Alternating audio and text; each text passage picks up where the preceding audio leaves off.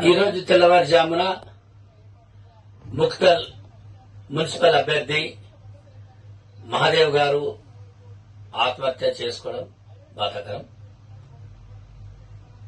ఆ యొక్క ఆత్మహత్యను హత్యగా పార్లమెంట్ లో కేంద్ర మంత్రివర్యులు కిషన్ రెడ్డి గారు దీనికి సీఎం రేవంత్ రెడ్డి గారి సొంత జిల్లాల్లో జరగడం, సీఎం రేవంత్ రెడ్డి గారి బాధ్యత అని పార్లమెంట్ లో ప్రస్తావించడం సరైన పద్ధతి కాదు.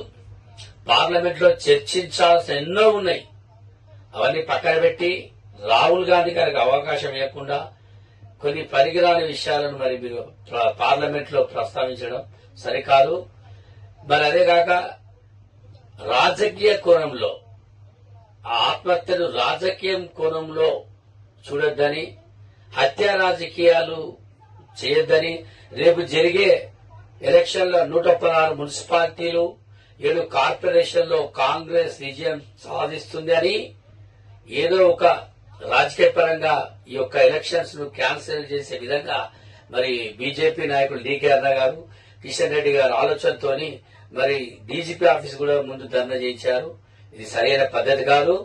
అక్కడ గెలుపు ఖాయం. మహబూబ్నగర్ జిల్లా క్లీన్ స్వీప్ అని తెలుసుకొని మరి ఈ యొక్క కావాలని ఒక బురద చల్లే కార్యక్రమం చేస్తున్నారు. ఎందుకంటే కాంగ్రెస్ మీద, ఎందుకంటే అక్కడ టీఆర్ఎస్ పార్టీ కూడా ఉంది. టీఆర్ఎస్ ప్రస్తావన లేకుండా టీఆర్ఎస్ బీజేపీ రెండు కుముక్కై ఇంటర్నల్ ఎలక్షన్ లో పోటీ చేస్తారు. అది బయట పెట్టినందుకు కాంగ్రెస్ మీద ఈ యొక్క ఆరోపణ చేస్తారు. ఇది సరికాదు. దీన్ని తీవ్రంగా నేను ఖండిస్తున్నాను.